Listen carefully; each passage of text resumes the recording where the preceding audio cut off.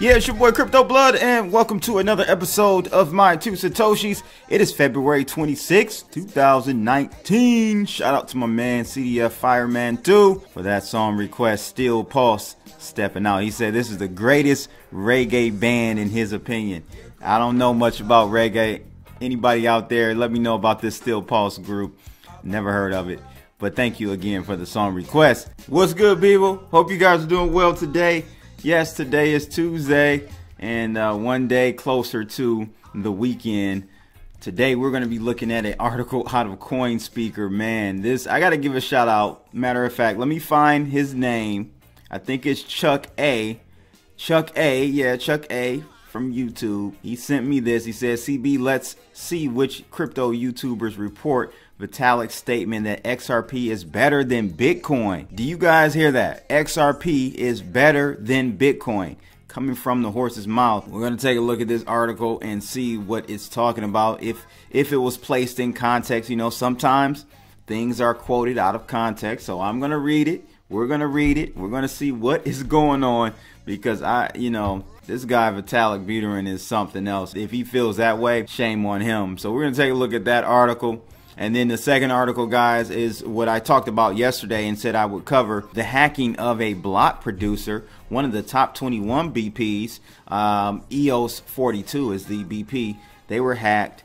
They failed to update their blacklist. We're going to get into the details of it. But man, these hackers were able to steal 2 million EOS, worth around $7.7 million. I'm curious to see if the ECAF, which is EOS's core arbitration team, that form, if they're able to reverse this, because you do have the capabilities of doing that. That's why I like EOS for real world implementation of these types of systems. It can go through an ECAF and possibly get those funds reversed.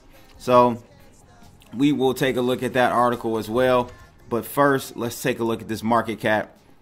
We are currently at $130 billion, same as almost yesterday. Bitcoin's dominance is around the same as well, 52.07%.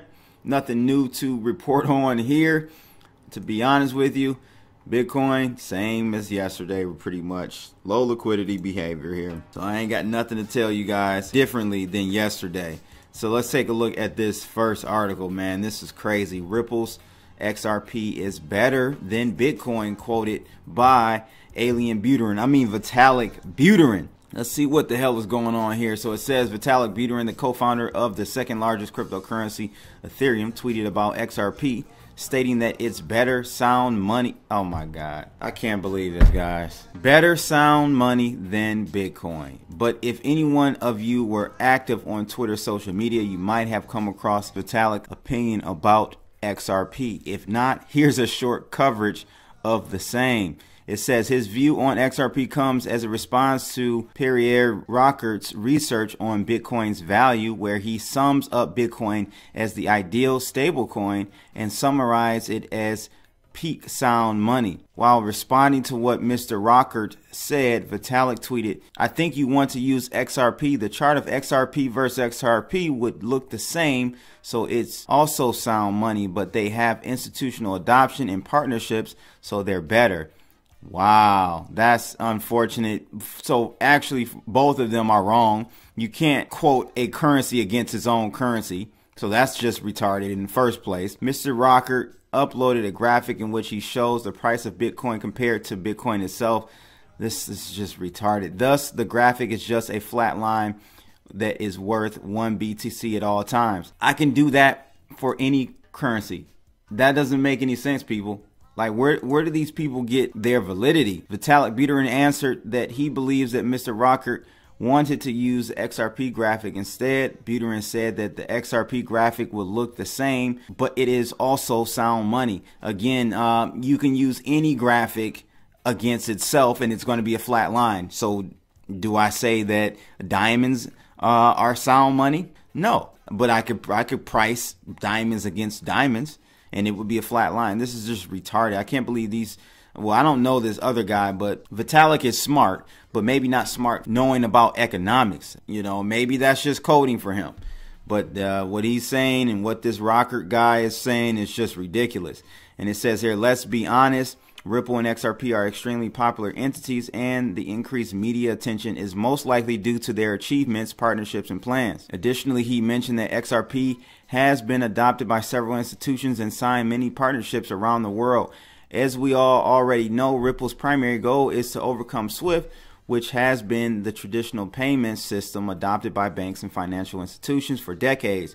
But SWIFT is pretty old, and it has issues regarding the speed of transactions, costs, and more. These problems are what Ripple want to eliminate, offering users flawless, fast, secure, and cheap transactions. And it was all good just a week ago until JPM coin came out, and it's not looking too good for Ripple. I'm just going to be honest with you. So we'll see what happens. And let's not forget, it says that Buterin wrote an interesting piece on Ripple in 2013 when he actually called it a new kid on the block. Let's just mention some of the above. So he says Litecoin is perhaps the most prominent of all the alternatives. Its price hovering around 7 cents. USD is even slowly increasing over the past 6 months. But so far, the overwhelming majority of merchants and merchant platforms, for that matter, have seen no reason to pay attention to them. Now that may finally change with decentralized cryptocurrencies. New kid on the block, and is not decentralized in my opinion. So I don't know what he has this affinity toward Ripple for, but he's definitely got it wrong here. I'll be the first one to say it.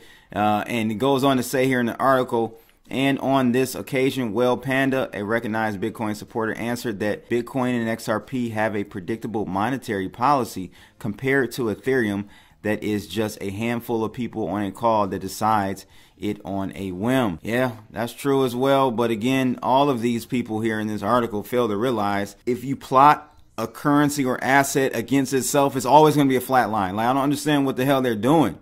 Why are they even talking about this? There are several comments from XRP supporters that seem to be very happy about the tweet that was written by Vitalik Buterin. Other individuals were attacking him regarding the things he said. However, a Twitter user wrote that Vitalik was being sarcastic with the crypto community in the popular social network. Not to forget, recently RippleNet scored 200 plus customers worldwide with Euro XM Bank, along with JNFX, Sinfriend, Transpago, and FTCS, deciding to use XRP for liquidity when sending a cross-border payment. So there you have it. This is just retarded. It just doesn't make sense to try to compare one asset to itself and talk about its stability. So very interesting to see here what Vitalik thinks of Ripple. Or do you guys feel like this is just him being sarcastic? I hope he's being sarcastic. I really do, because this just doesn't make any sense.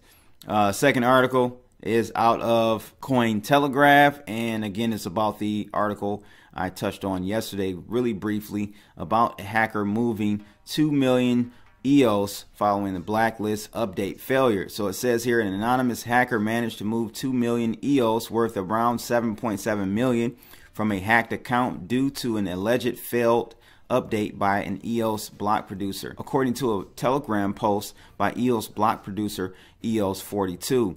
On February 23rd, the EOS blockchain has a feature that requires BPs to blacklist compromised accounts. All top 21 BPs are required to blacklist a certain account in order for the blacklist to function properly. On February 22nd, a new EOS block producer dubbed Games.EOS, so I'm sorry, it was not EOS42 that had the issue. It was Games.EOS apparently did not update their blacklist for EOS mainnet accounts. Subsequently, the security team of the major global crypto exchange Huobi, using blacklist data from EOS Core Arbitration Forum, or ECAF, detected assets pouring from EOS blacklisted accounts into Huobi accounts. Huobi subsequently froze the accounts and the associated assets, according to the tweet on February 23rd. So following the incident, EOS42 made a new proposal suggesting to nullify keys of blacklisted accounts instead of providing a veto power to a single BP on the EOS mainnet. Per EOS42, the option to nullify keys is more effective than a broken blacklist and still allows an account to be saved and returned to its rightful owner. The number of BPs is capped at 21, with BP's candidates able to replace each other through a constant voting process. Per EOS 42, several accounts have been blacklisted based on the ECAF orders in which the victims' accounts were hacked. So yeah, there you have it, people.